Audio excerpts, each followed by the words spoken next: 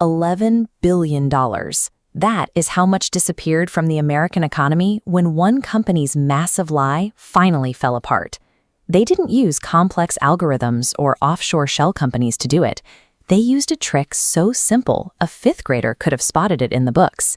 Every smart banker, auditor, and analyst on Wall Street looked at those same books for years, and somehow they all missed it.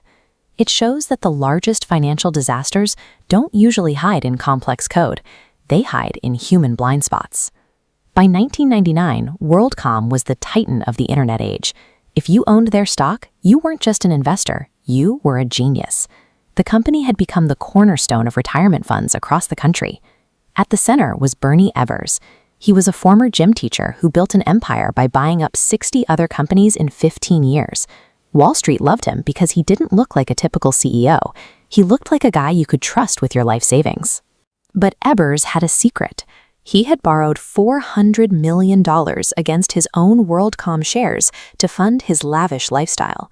When the telecom bubble burst and the stock price started to dip, Ebbers faced a choice: admit the company was failing and lose every ranch, boat, and dollar he owned, or find a way to fake the numbers.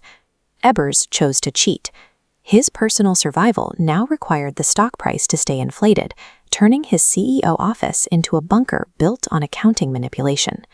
To bridge the billion-dollar hole in their books, the executives used a technique called capitalizing expenses. Imagine you run a lemonade stand. When you buy lemons, that is a daily expense.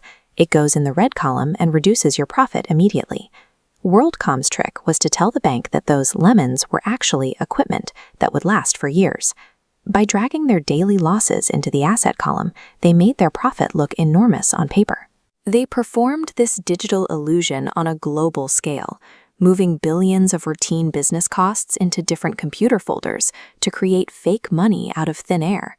The people supposed to stop this, the auditors and analysts, were collecting massive fees and bonuses as long as the stock price stayed high. They had every incentive to keep the party going. This created a feedback loop where no one wanted to be the one to blow the whistle. When an entire system benefits from a lie, the truth becomes an inconvenience that everyone agrees to ignore. That silence lasted until Cynthia Cooper, the vice president of internal audit, saw that the numbers didn't match the reality of the business. When she brought her findings to her superiors, they didn't thank her. They threatened her, told her to back off, and accused her of destroying the company. Cooper and her small team began working in secret.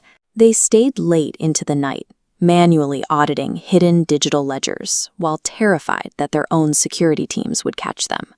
What they found at the end of that search was a black hole: $11 billion in completely fabricated accounting entries that went all the way to the top. Cooper knew that reporting the fraud would end the company and her career. She chose to hit the send button anyway. The fallout was catastrophic. 30,000 people lost their jobs in an instant. Pension funds for teachers and firefighters across the country were wiped out as the stock price hit zero.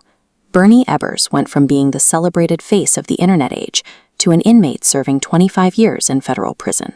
We see these same patterns today: high-flying companies, charismatic leaders, and growth that seems too good to be true. To help you protect your own wealth, I've put together a checklist of the top 3 red flags you need to look for in a company's financial reports. You can find that link in the description. Let me know in the comments, what do you think causes larger financial disasters? Is it raw greed, or is it blind trust? Hit that subscribe button to stay street smart.